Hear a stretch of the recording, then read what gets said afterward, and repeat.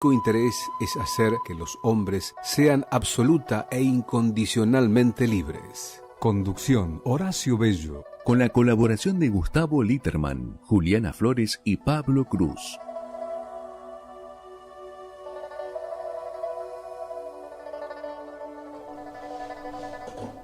Buenas noches, amigos, amigas. Un nuevo programa de A la Luz de Krishnamurti en el ciclo 2024. ¿Qué tal, Pablo? ¿Cómo andás? ¿Qué tal, Horacio? Buenas noches, ¿cómo estás? Muy bien.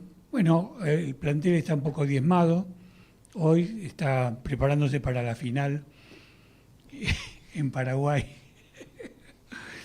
Está enfermita Julie y Gustavo seguramente se comunicará, quizás también como ella, más tarde. Así que haremos el programa con Pablito y con el acompañamiento de Krishnamurti en los textos leídos por Delia Bisuner, que en los próximos minutos nos acompañará con la primer parte del texto que hemos grabado. Un poco adelantando el contenido del programa de la semana que viene, indirectamente, el adelanto tiene que ver con el tema de hoy, porque el programa de la semana que viene estará centrado en la relación de la enseñanza de Krishnamurti con nuestra vida personal, o dicho de otra manera, cómo la enseñanza de Krishnamurti fue influenciando en nuestra vida personal y en las distintas etapas de nuestra cronología existencial. Y tiene que ver porque justamente a raíz de lo que a mí particularmente me motivó y me movilizó esta investigación, que necesariamente me llevó a mi historia, me pareció adecuado en este programa de hoy tratar de encuadrar un poco la cuestión, más allá del caso puntual de cada uno de nosotros, en lo que son los condicionamientos. Porque ¿qué otra cosa son aquellas cuestiones que nos van pasando en la vida y van produciendo reacciones negativas, positivas, acciones impulsivas, represiones? ¿Qué otra cosa son que condicionamientos, ¿no?, en la vida? Entonces, quizás el intento de desarrollar qué es el condicionamiento, la naturaleza de los condicionamientos, permitiría como una especie de anticipo tratar de entender por qué nos pasa en nuestra vida personal lo que nos pasa, cómo nos pasa y cómo nos va justamente condicionando. Así que nos vamos a ayudar, como intentamos en general hacerlo con Krishnamurti, que nos va a hablar de lo que es el condicionamiento, pero previo a eso, y además de escucharlo a Pablo, yo quería destacar que si no nos ocupamos con atención de observar aquello, no lo visible, lo obvio, sino aquello sutil que condiciona nuestras vidas y que dispara nuestras conductas, es muy difícil que podamos acercarnos siquiera a esa libertad que tiene como meta la enseñanza de Krishnamurti. Hablar de la libertad sin comprender lo que nos impide acercarnos a ella es una mera quimera y nos va a llevar siempre a planteos teóricos.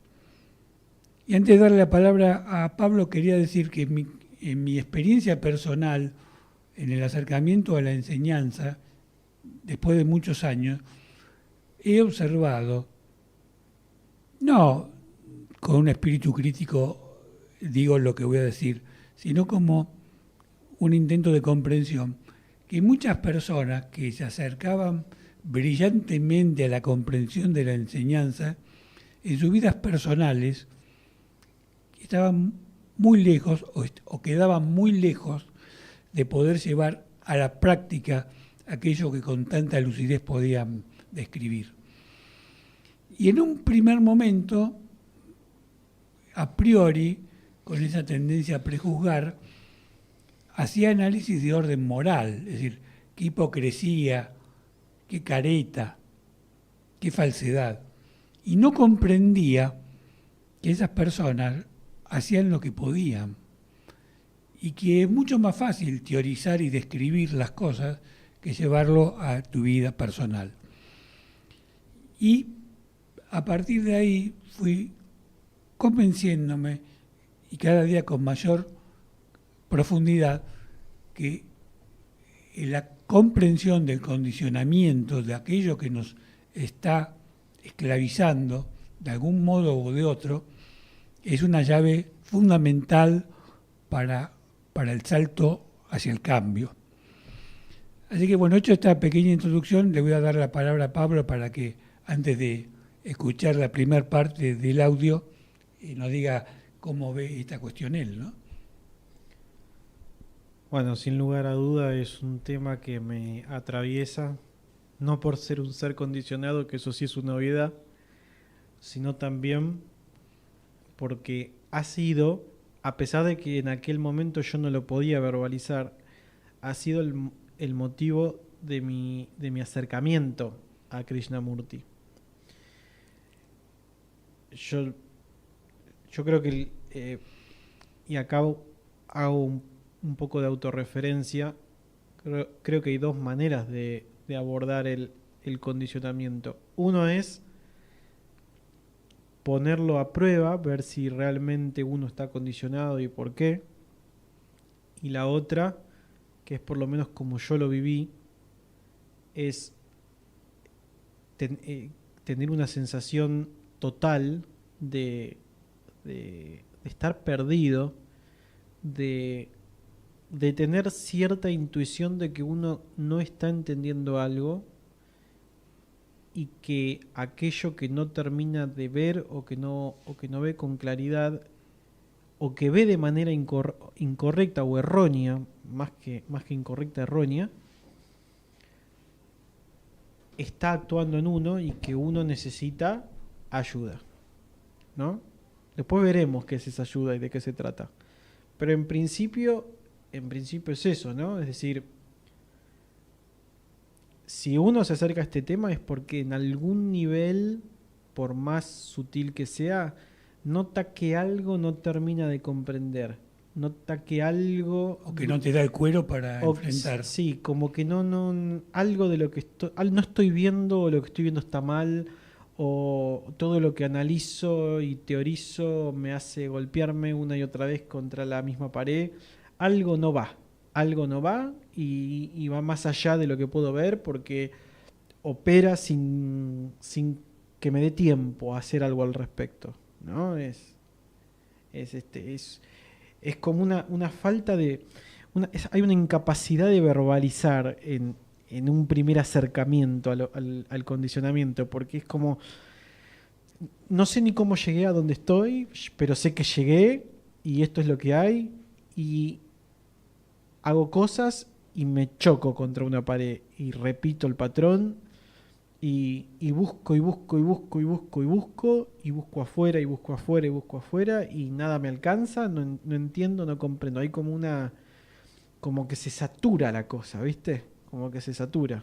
Yo creo que es muy importante esta sensación de estar saturado para empezar a buscar para adentro, porque en general uno empieza buscando afuera y por lo menos como lo he vivido yo, hasta que uno no agota todo afuera, no empieza a buscar adentro. Porque lo más fácil es buscar afuera. Es la tendencia que tenemos. Es uno de los condicionamientos el buscar afuera. Claro. Uno muy estructural y muy fuerte. Sí, porque además estamos, digamos, educados creyendo que afuera están las respuestas. Tenemos una formación tanto en la enseñanza primaria, secundaria, como académica, terciaria, una formación en la que lo externo es lo que no va a dar las respuestas.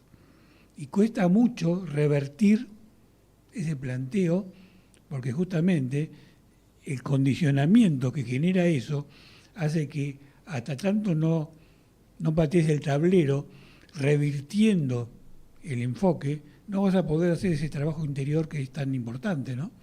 Además que es un condicionamiento muy convincente, porque en las cosas prácticas de la vida, en general la respuesta está afuera.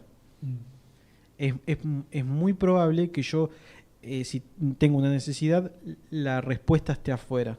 Yo voy a buscar estudio, voy a buscar comida, voy a buscar un abrazo, voy a buscar entretenimiento. Voy a buscar... Lo que pasa es que confundimos la acción con el proceso interno de comprensión. Claro. Y no nos damos cuenta que para que la acción sea, tiene que haber un proceso de comprensión, porque si no, nunca va a ser como vos teorizás, ¿no? Claro, tal cual. Bueno, vamos a escuchar la primera parte del texto de Krishnamurti, leído por Delia Bisurner, y después volvemos. Gracias.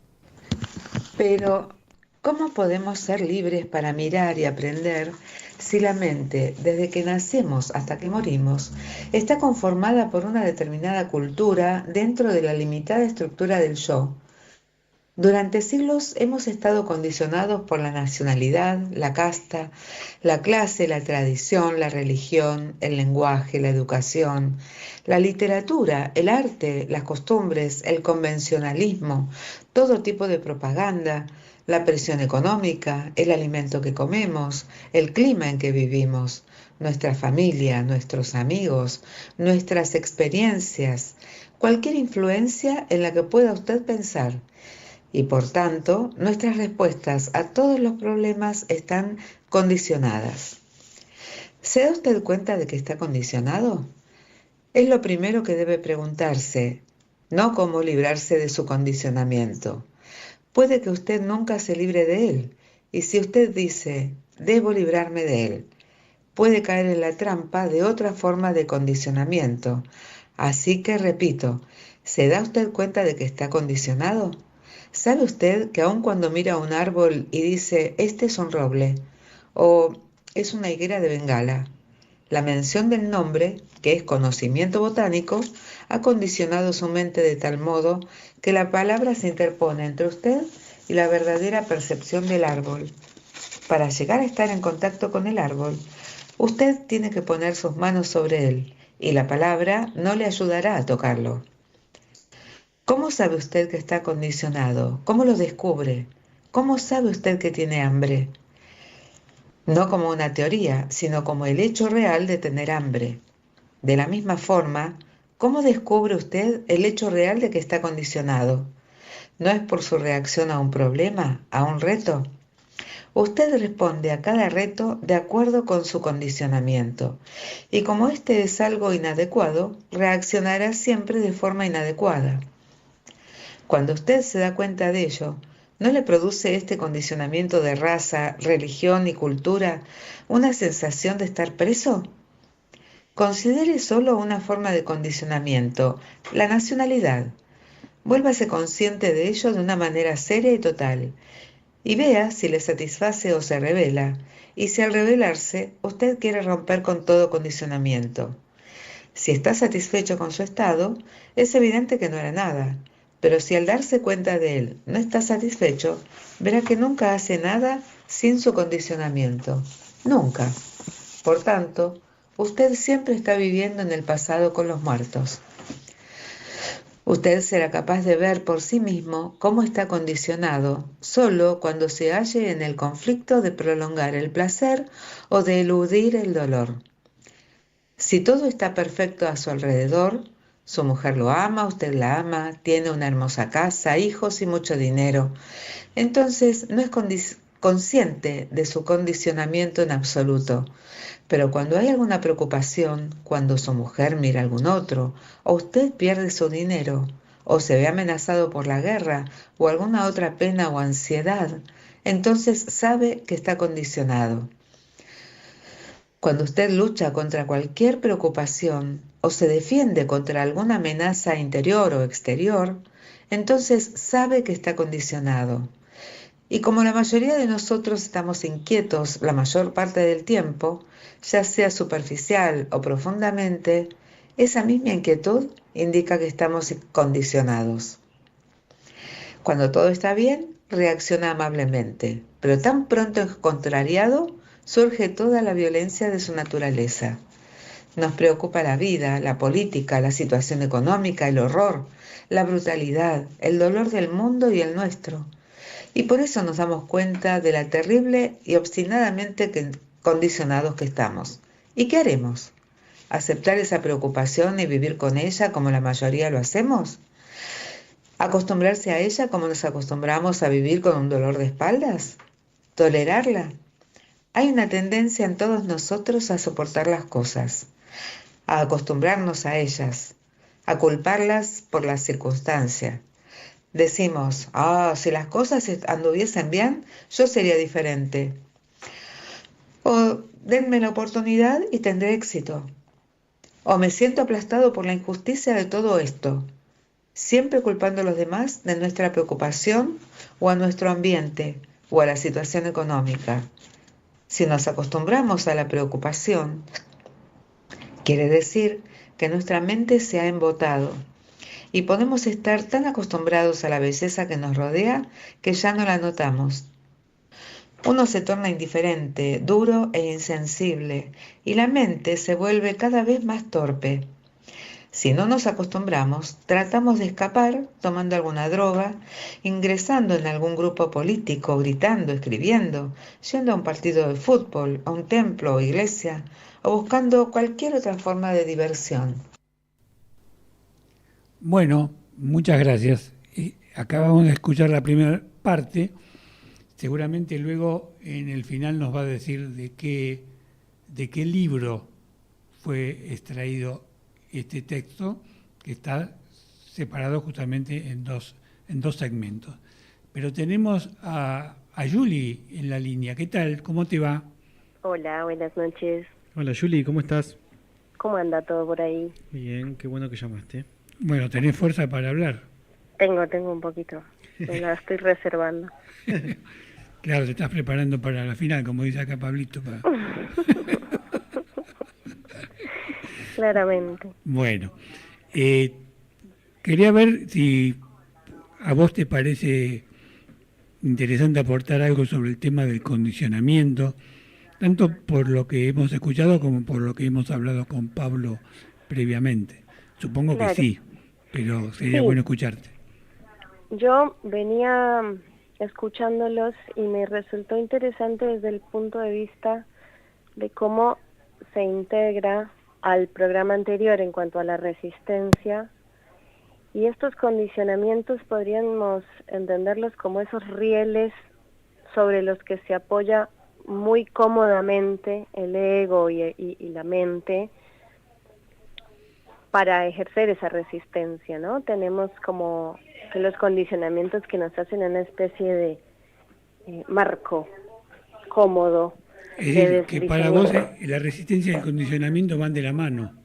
Tienen toda una condición de ir uno del lado del otro, porque la resistencia, como la nombrábamos, es en la que se apoya el ego, pero los condicionamientos le dan sustento, le dicen cómo son las cosas, cómo las heredamos, las condiciones que tenemos, y toda la descripción que hace el audio acerca de la nacionalidad, la cultura, todo de donde venimos, es como que sustenta, como que le da razones para tener esa resistencia. Entonces me pareció súper interesante la manera en la que se llevan bien, porque al yo ser extranjera y vivir durante un buen tiempo acá en esta ciudad, he podido ver como con una claridad que a mí me ha resultado muy interesante, cómo muchas veces, muchas de las razones en las que se sustenta una actitud, un comportamiento, una acción, se basan en la nacionalidad. No es que yo soy de tal lugar y por eso hago tal cosa. Entonces encuentro allí una... A ver, perdóname que te interrumpa, conductor. sería bueno que le des un poquito más de precisión a esto que dijiste para que lo podamos aclarar. ¿Qué relación tendría la nacionalidad con lo que uno hace o no hace. A ver. Mira, yo al momento de desarticularlo, de desarmarlo, ya dejo de ver que tenga un sentido, pero sí me doy cuenta que a veces las actitudes, no habría que ver un ejemplo más puntual, pero puedo llegar a decir, no, nosotros acá no hacemos las cosas así, eso debe ser porque tú eres de otro país. Ajá. Que estás esperando que pase de tal manera.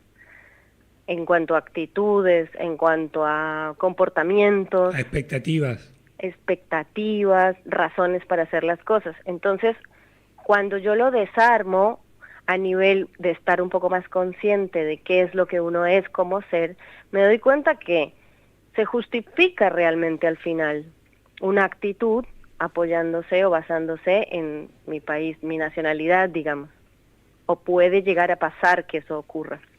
Y ahí es donde yo veo con mucha claridad cuando él habla de la nacionalidad, por ejemplo.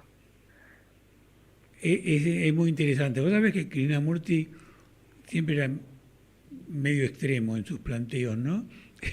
y cuando lo hace de la nacionalidad me acordé, así a modo de anécdota, seguramente Gustavo lo va a recordar muy bien, que en la Segunda Guerra Mundial Krishnamurti cometió la osadía de afirmarle a los aliados que ellos eran tan asesinos como los nazis. Claro. Imagínate que se lo querían comer crudo, ¿no? Como osa decir algo así. Claro. Y cuando vos diste el ejemplo de la nacionalidad, me pareció apropiado traerlo porque el patriotismo, por ejemplo, es tan fuerte en nosotros, pero no el patriotismo porque miramos la bandera y nos podemos llorar, sino de qué manera penetra culturalmente en nuestras entrañas. Claro. Esa idea de patria que está vinculada a una zona en particular y no a otra. Y eso condiciona tanto que es tan difícil, para no decir imposible, separarlo de lo que uno es, que es un instrumento interesante para comprender la profundidad del condicionamiento. Por eso me gustó esto que dijiste de la nacionalidad, porque son cosas que a veces en las que no nos detenemos, ¿no? Sí, totalmente. Ahí es donde yo más entendí lo que él estaba diciendo, porque lo he podido como comprobar en terreno, digamos. Sí, total. Bueno, muchísimas gracias. No queremos que estés más tiempo porque te tenés que cuidar. Así que te mandamos un beso y seguramente nos encontraremos la semana que viene. Que así sea. Un besito y saludos a todos. Gracias, Juli. Sigo escuchando. Chao, hasta luego. Chao. Bueno, no sé si querés agregar algo antes de pasar al segundo audio. Yo creo que Juli dio en la tecla con esto de la nacionalidad, porque claro, es más que un nombre, que una etiqueta, que un país. Es la manera en la que yo me fui estructurando desde que arrancó mi vida.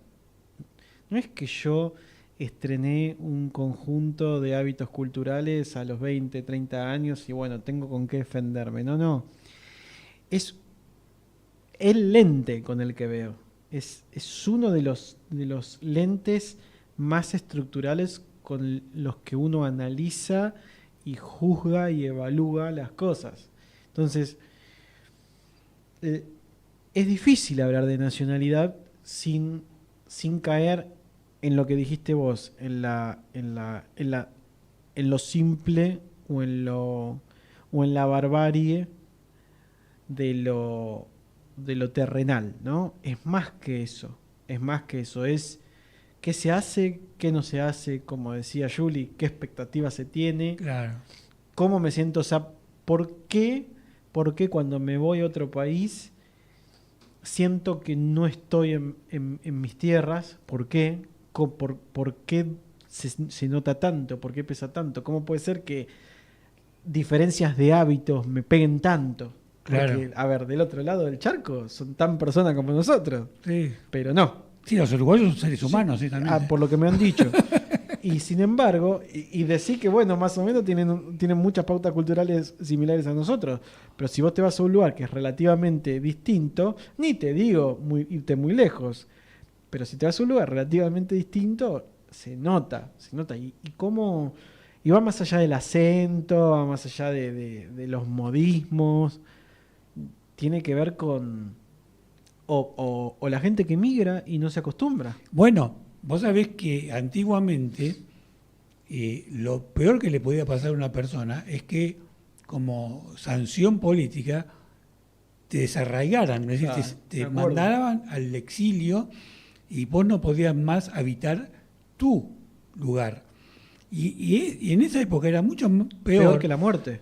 ¿Sí? Claro, porque hoy en día con los elementos tecnológicos uno puede trasladarse a muchos lugares y de algún modo vos vas rompiendo ese hielo que implica estar solamente en tu localidad. Si de repente tenés la posibilidad de viajar a Europa o recorrer América Latina, quieras o no, se te va abriendo la cabeza. Pero cuando las vías de comunicación eran muy limitadas, el arraigo era tu vida y era tu condicionamiento central. Por eso esto que hemos hablado tiene mucho que ver con la fuerza del condicionamiento. Bueno, vamos a escuchar la segunda parte con Delia Biesurner y luego quizás tengamos a Gustavo. ¿Por qué motivo escapamos de los hechos reales? ¿Tenemos miedo de morir? Estoy meramente tomando esto como un ejemplo. E inventamos toda clase de teorías, esperanzas, creencias, para disfrazar la realidad de la muerte. Pero el hecho sigue ahí. Para comprender un hecho debemos observarlo, no huir de él. La mayoría de nosotros estamos tan temerosos de morir como de vivir. Tememos por nuestra familia, tenemos miedo aunque no estemos temerosos de esto o aquello. Y bien, ¿por qué no nos enfrentamos a este hecho? Usted puede enfrentarse a un hecho solo en el presente, pero si nunca permite estar presente, porque siempre está huyendo de él, jamás podrá enfrentarlo. Y como hemos cultivado toda una red de escapes, estamos atrapados en el hábito de escapar. Ahora bien, si usted es realmente sensible, serio, se volverá consciente no solo de su condicionamiento, sino también de los peligros que éste acarrea, de la brutalidad y el odio que engendra. ¿Por qué, si usted ve el peligro de su condicionamiento, no actúa? ¿Acaso porque es perezoso? ¿Porque la pereza implica falta de energía? Sin embargo, no le faltaría energía si viera un peligro físico inmediato, como una serpiente en su camino, o un precipicio, o un fuego. ¿Por qué entonces no actúa cuando ve el peligro de su condicionamiento? Si ve el peligro del nacionalismo para su propia seguridad, ¿no actuaría? La respuesta es que usted no lo ve. A través de su proceso intelectual de análisis, usted puede ver que el nacionalismo lleva a la autodestrucción, pero no hay contenido emocional en eso. Solamente cuando hay un contenido emocional se llena uno de vitalidad. Si usted ve el peligro de su condicionamiento meramente como un concepto intelectual, nunca hará nada.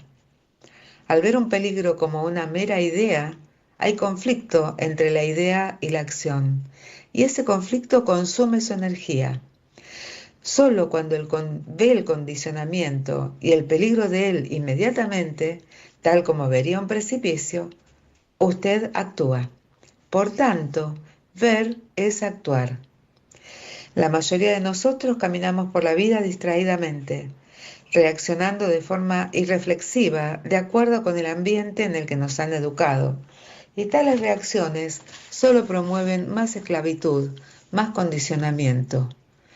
Pero tan pronto usted concede atención total a su condicionamiento, verá que está totalmente libre del pasado, que éste se aleja de usted de forma natural. La liberación del pasado, Editorial Gaia, Madrid, 2008, página 27 a 30. Muchísimas gracias. Bueno, mientras esperamos que nos llame Gustavo, vamos a hacer un par de comentarios adicionales.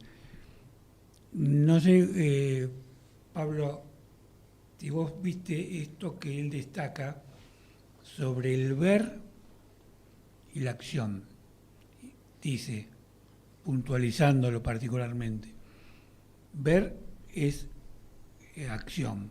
Claro, él habla de un ver muy distinto al que parece que nos referimos nosotros vulgarmente cuando decimos ver, ¿no? Claro, él habla de un ver que tiene una cualidad de ausencia del análisis convencional que nosotros hacemos. Y es muy interesante del ver que él menciona porque él justamente dice, si yo veo un peligro, actúo. Si yo veo una situación, actúo. Y vos fíjate que acá está trayendo la realidad como tal a la escena. Él no está invitando... Esto sirve para dos cosas. Uno, primero, para puntualizar sobre lo que está diciendo. Y lo otro también para desmitificar la posible creencia que tengamos de que lo que él propone es una vida color de rosas. No, él no está proponiendo eso. Él está diciendo que vivamos distinto, que hagamos que el tipo de vida que tengamos sea distinto a partir de lo que él desarrolla. Entonces, para mí ese es un dato entre paréntesis que es interesante, porque su planteo tiene en la contraparte de su planteo es la realidad como tal, la invitación a conectar con la realidad como tal. Y este ver del que habla es un ver que en la ausencia de este análisis, que es un análisis que está condicionado,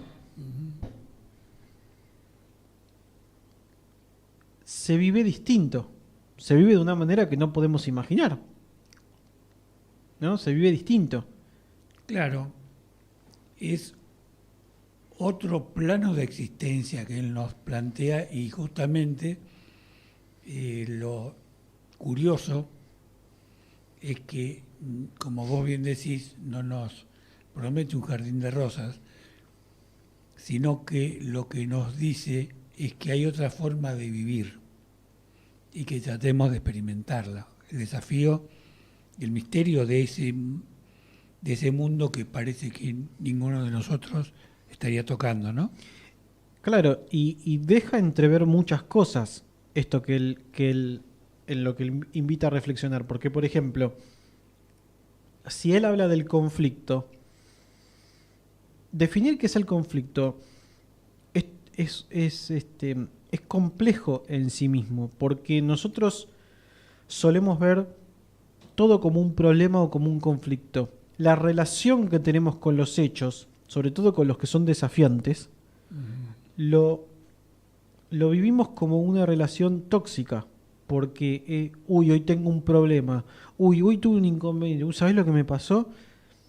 Pero además siempre es externo, es decir, lo que te pasa está afuera. Está afuera. Cuando en realidad parecería que es al revés, que porque adentro me pasan cosas, lo externo lo veo de esa forma. Claro, porque si no, no es un problema, sino simplemente es la realidad operando. Claro, podría serlo, porque de repente si choco el coche contra una pared es un problema. Claro. Pero la realidad es que la mayoría de las cosas están convertidas en problemas por mi vida interior más que por lo externo, ¿no? Claro, y que la inconveniencia objetiva del acto en sí mismo se pervierte con el agregado psicológico que le tenemos, Claro. Convirtiendo en un mundo. Claro, intoxica el hecho. Claro. Bueno, está Gustavo en la línea, así que no lo vamos a hacer esperar más. ¿Qué tal, Gustavo? ¿Cómo te va? Puedo esperar tranquilo, no tengo apuro. ¿No tenés apuro? Bueno, No. en 10 ¿Cómo minutos andás, te Horacio? ¿Cómo andás, Pablito?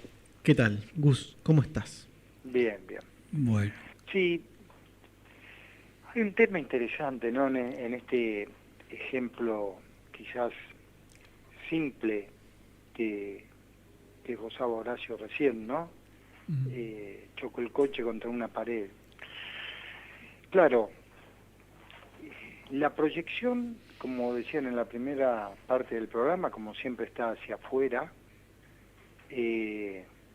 empezará la preocupación de cuánto me sale el arreglo, me lo cubrirá el seguro, cuánto tiempo voy a estar sin el vehículo. Y de repente quizás no, ese rebobinar de decir, bueno, ¿qué ocurrió? ¿Fue una falla mecánica? Y si fue esta falla mecánica, no hubo algún aviso, no estuve atento a algún sonido que hacía el coche. Si fue una falla de desatención, ¿por qué estuve desatento? ¿No? Entonces, quizás también en esta vida acelerada que llevamos, no nos tomamos el tiempo de la reflexión de lo que está ocurriendo en nuestra vida, de lo que estamos atravesando en este mismo momento. Lo que sucede es que no nos olvidemos que en la vida de todo ser humano, el instante que estamos atravesando está compuesto de una multitud de planos, ¿no? Porque en este mismo instante soy padre, hijo, esposo, hincha de Racing, es decir, está ocurriendo todo. Bueno, eso es lo más problemático. ¿No? Está ocurriendo todo. Y vos sabés que cuando hoy Krishnamurti realmente hablaba de que muchas veces en la observación falta la emoción, ¿no? Sí. Como para una acción. Sí, justamente, eso sí. Volviendo al tema futbolístico, ¿no? Sí. Este fin de semana que hubo varios clásicos y varios partidos clasificatorios por el descenso o por el futuro ascenso, yo recordaba o estaba observando cómo, a pesar de ser partidos trascendentes, no me impactaban, es decir, estaba mirando Napoli contra Inter, Claro. que de repente dirimían la punta de la tabla Y no te movía un calcio pelo. italiano. Claro. Sí, y lo mirás como un partido importante. Pero no hay emoción. Claro, no está puesto lo propio. En cambio, los tanos se están volviendo locos en ese mismo momento. Bueno, claro. Entonces, ¿cómo esa emoción de lo propio? ¿Y cuál es la realidad? ¿La tuya, la de ellos? ¿Las dos? ¿Ninguna?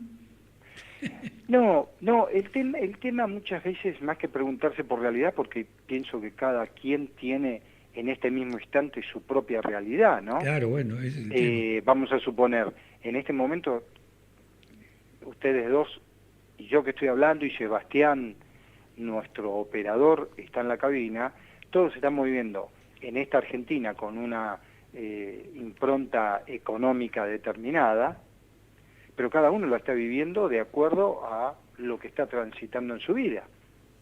Sí, claro. ¿No? No solo Entonces, eso, sino también por los preconceptos que tenemos sobre política, por ejemplo. Incluso más, porque a veces no es ni siquiera lo que estás viviendo en tu vida, sino lo que estás teorizando sobre lo que ocurre, que es más complejo todavía.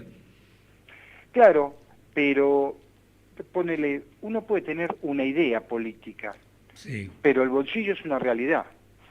¿Me entendés? Es decir, de última, si está Milei o está Alberto en el gobierno, puede llegar a ser algo que lógicamente me está tocando porque son ellos los que están dictaminando el rumbo del país en lo social, en lo económico, bueno.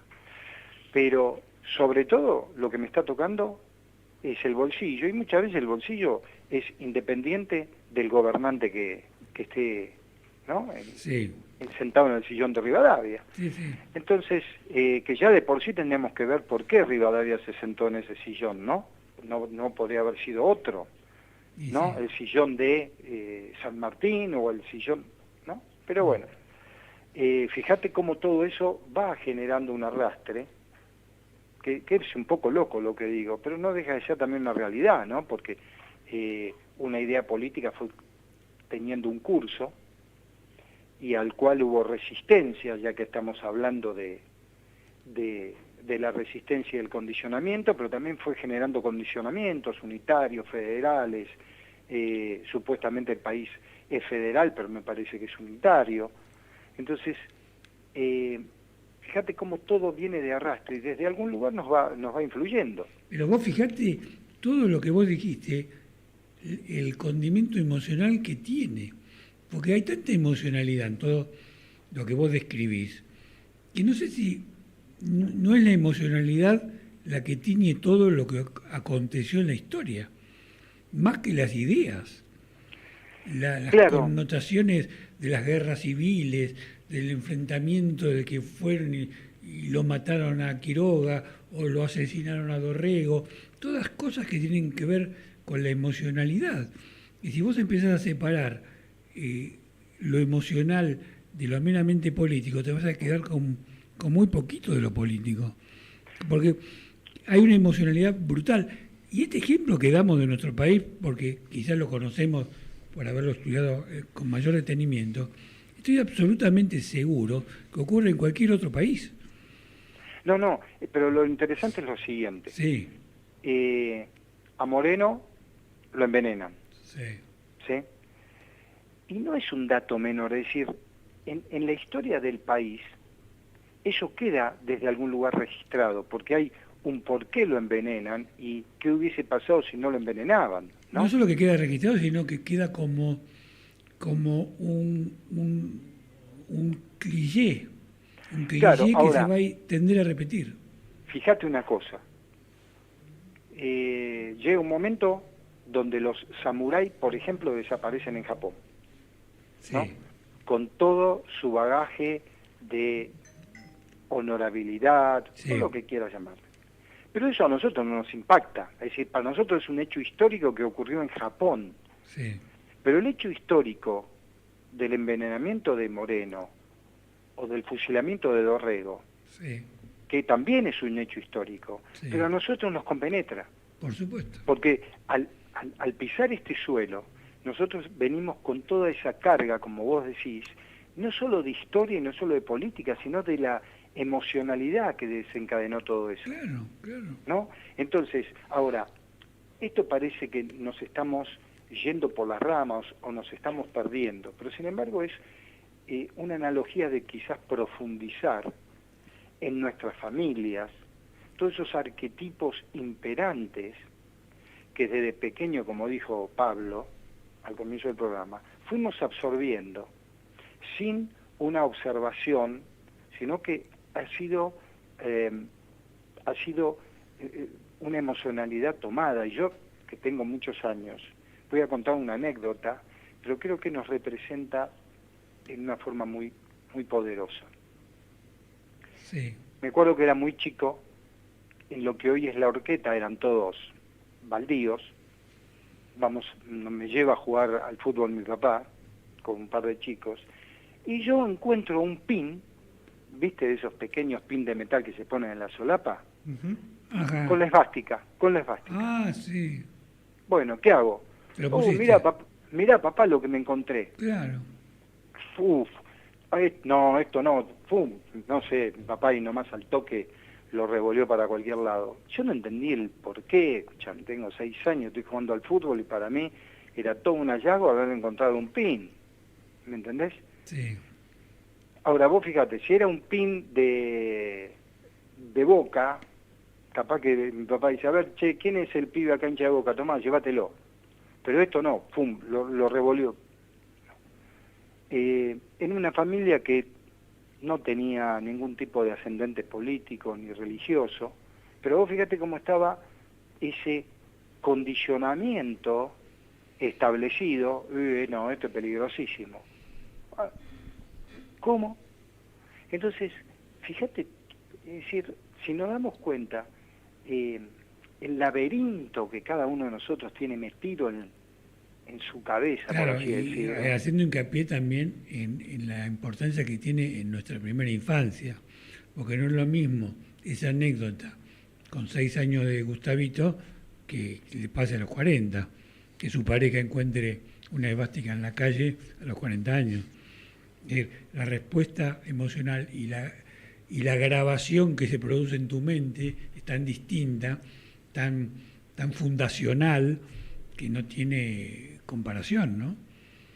Por eso es tan difícil también desentrañar los condicionamientos de nuestras primeras etapas de vida, ¿no? Claro, bueno, ahí, bueno, eso es, yo creo que ahí está la aventura fascinante, ¿no?, de la observación. Claro. Cuando vos empezás a estirar el hilo, entonces algo que vos decís, estrellé el coche contra la pared, bueno, vamos a empezar a estirar el hilo en qué estaba pensando, por qué estaba pensando, capaz que estaba pensando en nada, ¿no?, en una noticia del otro punto del planeta que me llevaba a relacionarla con tal cosa, pum, me di en el coche, bueno, ¿por qué todo ese movimiento? Es decir,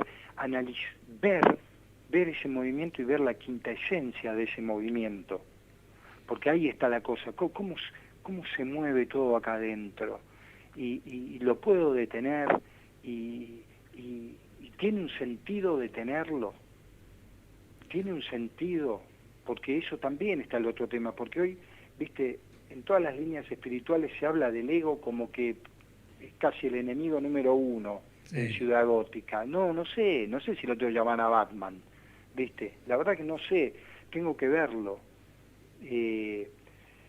tengo que ver todo este asunto muy claramente, porque... No dar nada por sentado a priori, por más que lo haya dicho alguien que tenga prestigio, ¿no? Totalmente. Tomarnos el trabajito de investigarlo, y en nosotros. Totalmente. Bueno, de hecho, creerle a la autoridad, por el solo hecho de que tenga algún dejo de autoridad, es un condicionamiento. Por supuesto. Porque bueno, tengo incorporada la idea de autoridad. Bueno, por eso hay que tomar con pinzas, y pinzas muy precisas, cuando se pasa un audio de Krishnamurti o de quien sea, atenti, veámoslo, es decir, observémoslo detenidamente, ¿no? Es decir, no porque lo dice Krishnamurti es... observemos, es decir, lo único que me está señalando es que observe detenidamente todo. Claro, porque incluso más, yo si escuché muchas veces a Krishnamurti o si lo leí muchas veces y he tenido objetivamente puntos de contacto, eso no quiere decir, no me sirve de plataforma para que yo confíe más en él hoy. El trabajo de cuestionar y ver qué me pasa con lo que él dice tiene que estar siempre en el presente, no por el hecho de que se haya ganado mi respeto, quiere decir que pueda decir cualquier cosa y que yo lo voy a tomar. Seguro. Bueno, está ese no sé llamarlo, adagio zen, que dice, si encuentras al Buda, mata al Buda. Claro. ¿No? Entonces, por eso digo, uno puede haber tomado esta línea de orientación, ¿sí? Y también preguntarse, bueno, perfecto, también me está orientando hacia dónde. Pero en realidad no quiere orientarte hacia ningún lado en especial. Te está dando herramientas para que vos te veas, que no es poco, que te veas. Bueno, está bien, por eso hay que observarlo detenidamente, también aprender a soltarlo a su debido momento. Por supuesto. ¿No? Porque si no, uno también puede caer en el condicionamiento de decir, lo sigo escuchando porque me enseña a ver. Bueno, está bien, pero ¿cuándo vas a ver? Es lo que él le dijo a David Bone en su momento. Bueno, David, ya hablamos de todo, ¿por qué no cambias? Claro. ¿No? Y pará, y antes que me olvide, vos habías hablado de lo que había dicho Krishnamurti al finalización de la Guerra Mundial, que fue justamente en su primera visita a Londres, ¿no? Sí. Cuando le hablaban de eso, las textuales palabras de él fueron: y ustedes son mejores. Bueno, evidentemente no ganó aplausos, ¿no? pero bueno, es un punto, ¿no? Entonces, bueno, apliquemos en nuestra vida también eso, ¿no? Vos fíjate que cuando vos repetís casi textualmente lo que dijo Krishnamurti, la primera impresión que nos genera cualquiera de nosotros, y somos sinceros con nosotros mismos justamente, es rechazo, porque tanto vos como yo, no lo podemos negar, tenemos una formación cultural pro-occidental y cristiana, judío-cristiana, entre comillas, ¿no? Y eso no lo podemos negar. Entonces, que luego vos lo intelectualices, lo proceses, tomes un poco de distancia y gracias a un trabajo interior lo veas con más objetividad, no quiere decir que el condicionamiento no sea como una especie de bola metálica que te está presionando y te está llevando a una respuesta fácil, ¿no? No, y fíjate qué interesante, porque generalmente decimos tenemos una formación judeo-cristiana. Las grandes líneas de las religiones del libro son 3, y nadie dice judeo-musulmán-cristiana, no, judeo-cristiana. ¿Por qué lo dejamos afuera a los hermanos musulmanes, ¿no? Bueno, porque hay un condicionamiento. Fíjate, es decir, esos automatismos, claro, ¿no? Esos automatismos que nos llevan a operar desde esos lugares, y en definitiva nos cerramos, ¿no? Nos cerramos, ayer previo al programa, ¿no?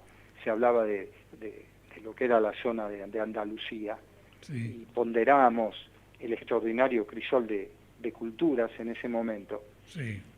Y sin embargo, todos decimos, ¿no? Judeo-cristiana. Bueno, demos un lugar, porque las religiones del libro son 3.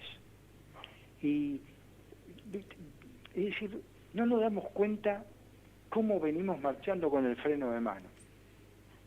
Bueno, pero este ejemplo, para no perder más tiempo en este tema en particular, creo que se debe a que tenemos, entre otras cosas, una tendencia a simplificar.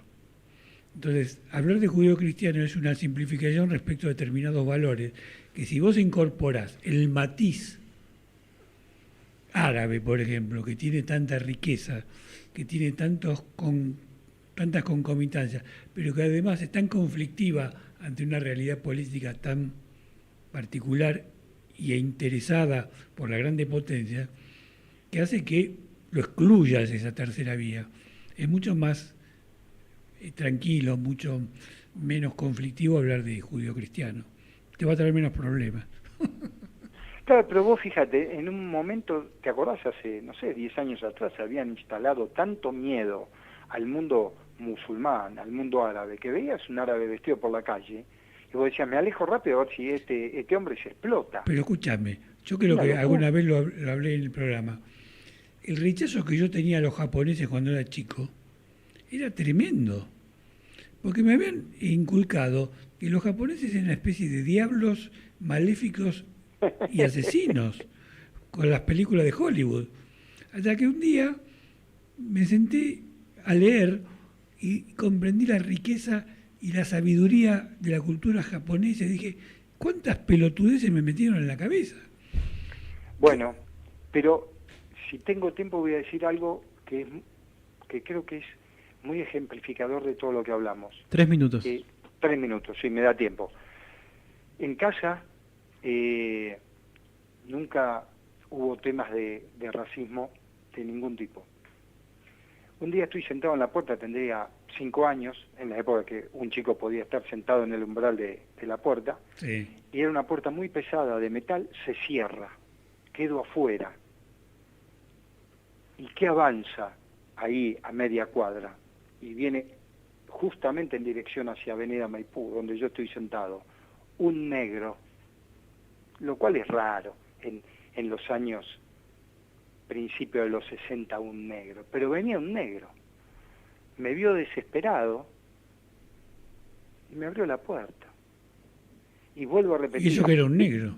No, pará, ¿Y de dónde venía eso si en casa cero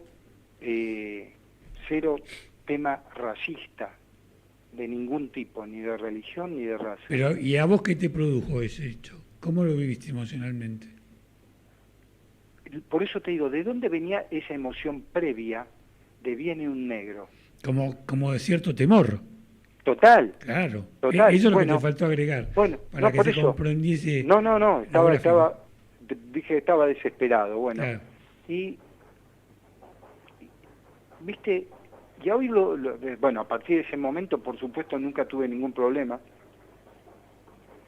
Es más, siento una gran admiración por Malcolm X, por Martin Luther King. Pero yo agregaría, ya ¿Pero que de falta dónde un vino? minuto, quizás haya sido falso sostener que en tu familia no había racismo. No, eso es absolutamente Bueno, pero concreto. la Concreto. pregunta tiene que ver con de dónde salió tu sentimiento. Por eso te digo, fíjate de dónde puede llegar a venir. Ah, bueno, ¿y de dónde vino? No sé, por eso te estoy diciendo. No, viene, por eso te digo, y yo, vos sabés que mi visión es esta vida, no quiero hablar ni de vidas pasadas ni de vidas futuras. Creo que lo que hay que resolverlo acá. Sin embargo, ahora, rememorando esto con ustedes, me pregunto, ¿esto de dónde venía?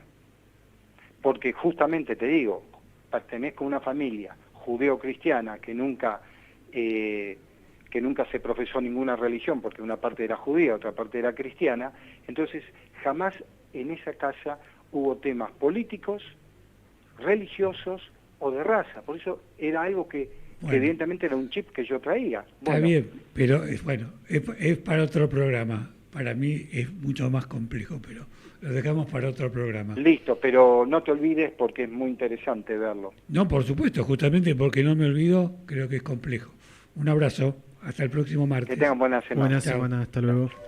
A la luz de Krishnamurti, mi único interés es hacer que los hombres sean absoluta e incondicionalmente libres.